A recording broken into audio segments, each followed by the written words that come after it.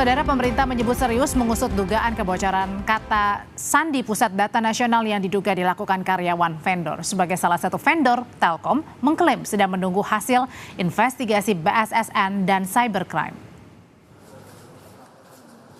Pemerintah menyelidiki dugaan kebocoran data kata sandi pusat data nasional yang diduga dibocorkan oleh karyawan vendor.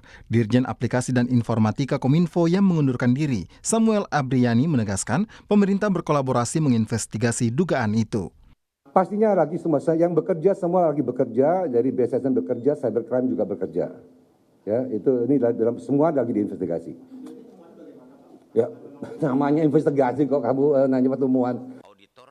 Dugaan kelalaian pegawai Telkom yang mengakibatkan server pusat data nasional terserang ransomware mengemuka dalam rakor Komisi 1 Kemkominfo dan BSSN pada Rabu lalu. Isu kelalaian pegawai Telkom ditanyakan oleh Ketua Komisi 1 Mutia Hafid ke Direktur Network and IT Solution Telkom Group Herlan Wijanarko.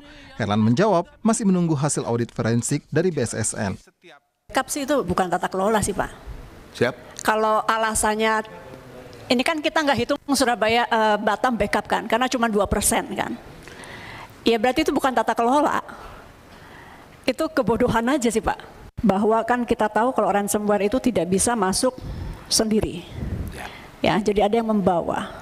Dan ada indikasi bahwa memang ada kelalaian dari pegawai Telkom yang membuat ransomware itu bisa masuk ke sistem Anda. Itu apakah ada orang yang terlibat dalam ransom ini?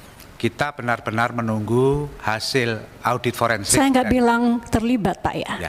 Ada indikasi kelalaian pegawai Telkom yang mengakibatkan ransomware ini bisa masuk ke sistem Anda. Jadi orangnya mungkin nggak ngerti, nggak harus terlibat juga, tapi lalai. Ya.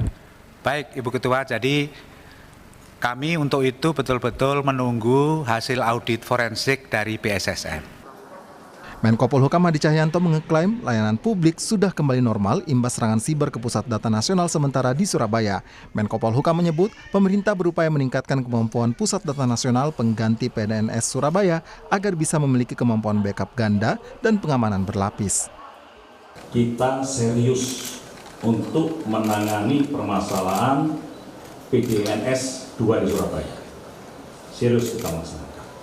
Yang pertama apa yang kita lakukan? Yang pertama adalah untuk pelayanan masyarakat yang menggunakan digital per 1 Juli kemarin sudah berjalan normal. Pelayanan masyarakat sudah bisa dirasakan oleh masyarakat.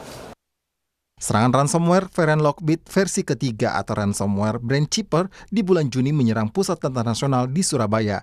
Di dalamnya berisi data sejumlah instansi pelayanan publik mulai dari milik pemerintah pusat hingga pemerintah daerah.